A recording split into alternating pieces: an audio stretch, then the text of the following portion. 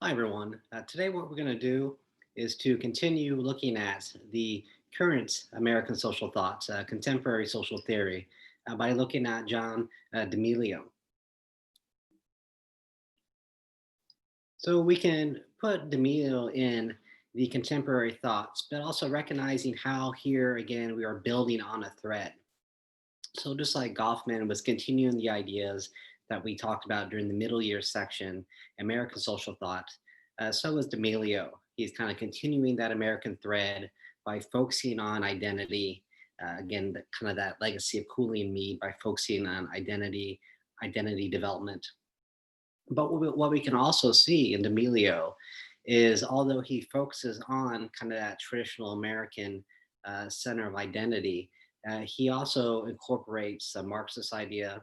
He also incorporates a Weberian idea and Durkheimian idea as well.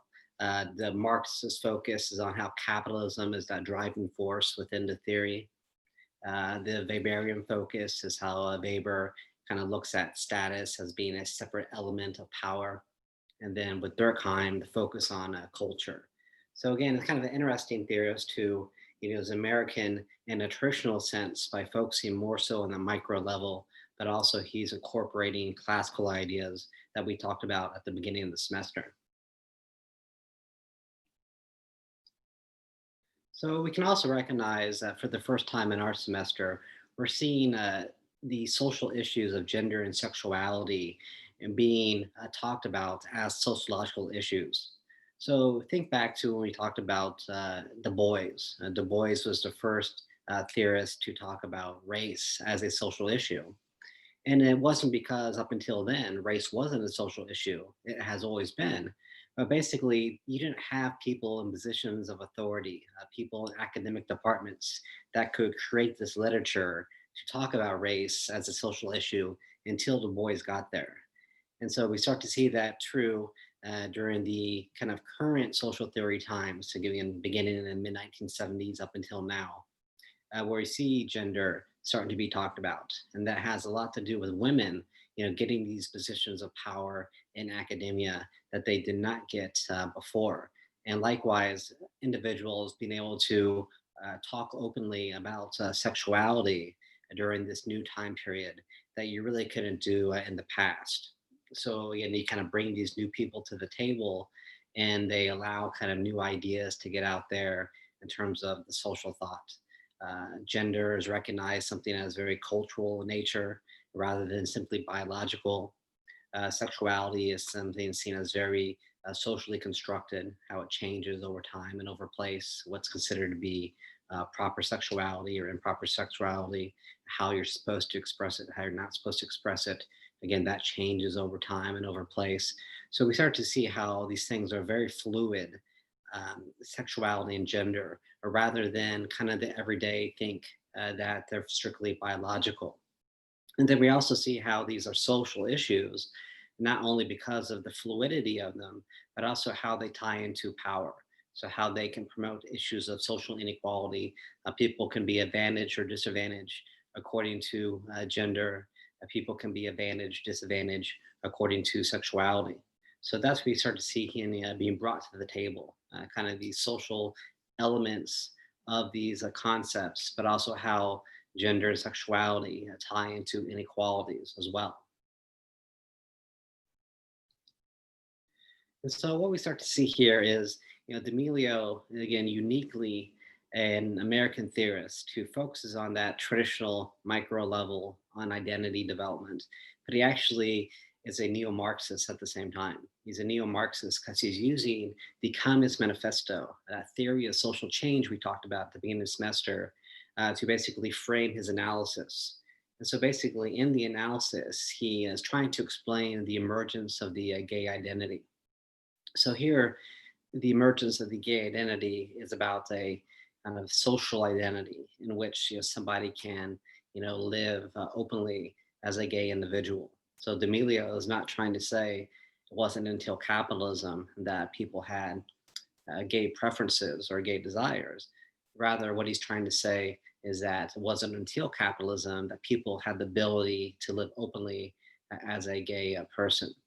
So that's what he's trying to explain. So basically, how he explains this, he says that we have to concentrate on the emergence of industrial capitalism. So basically, when the urban spaces were developing, when we had these higher forms of technology emerging, and the factories became kind of the center of the workplace rather than the land. And with this, you start to separate labor, work from the land. And when you're separating work and labor from the land, you're also separating it from one's family, because kind of pre-industrial capitalism, basically, you made your living on the land, and is very kind of family oriented. You pass down your land, you pass down your work generation to generation, and you had to rely on sexual reproduction to keep on reproducing for your own personal livelihood, but for the future of your family's livelihood as well. So before, you could go to the city and earn a wage in the factory.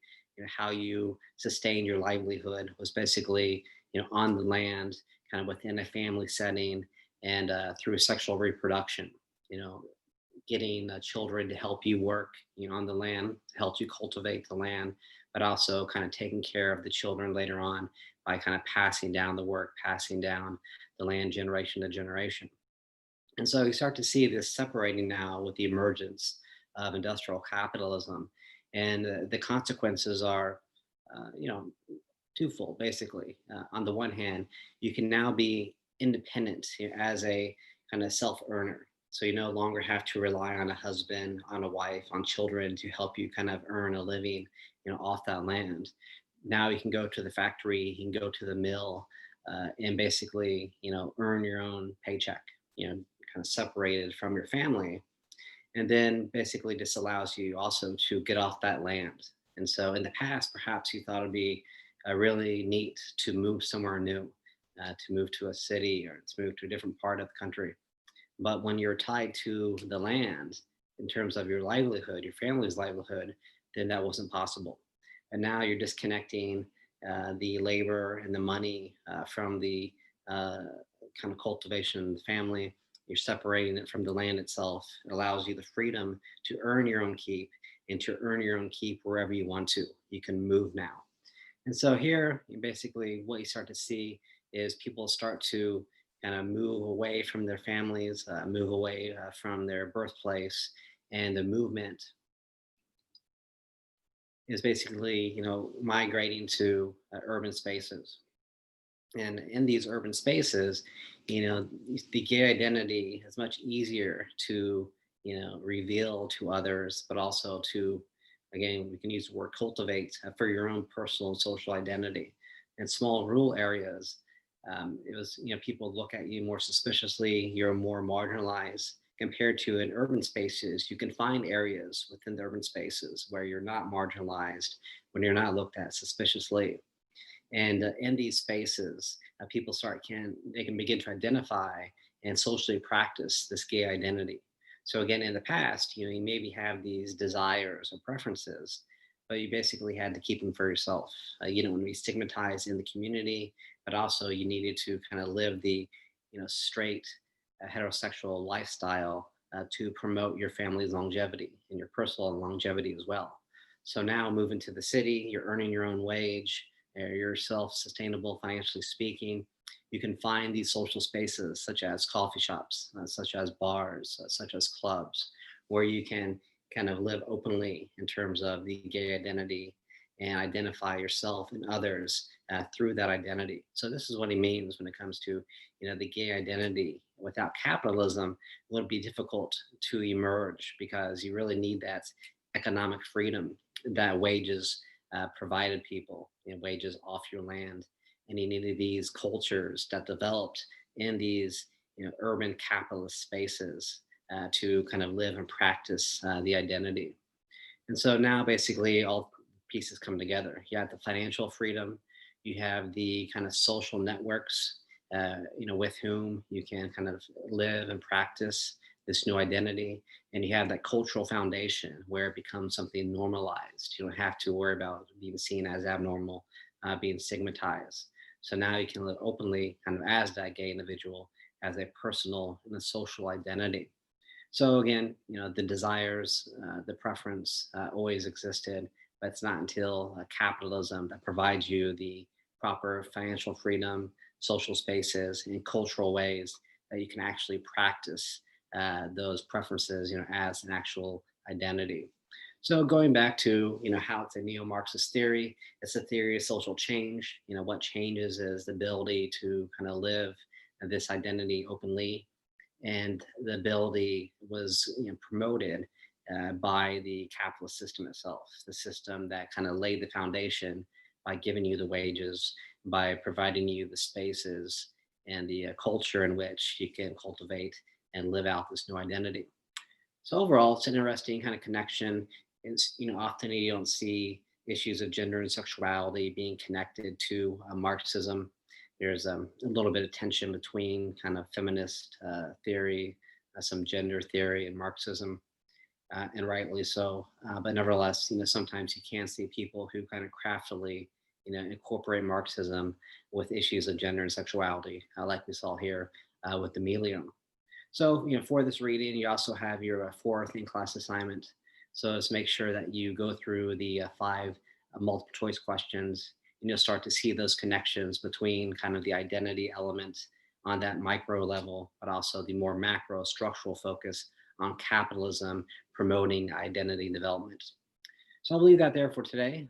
As always, if you have any questions for our next class, we'll get into our last reading in our book before we turn our attention to the second book of the semester, Gary Allen Fine's Kitchens.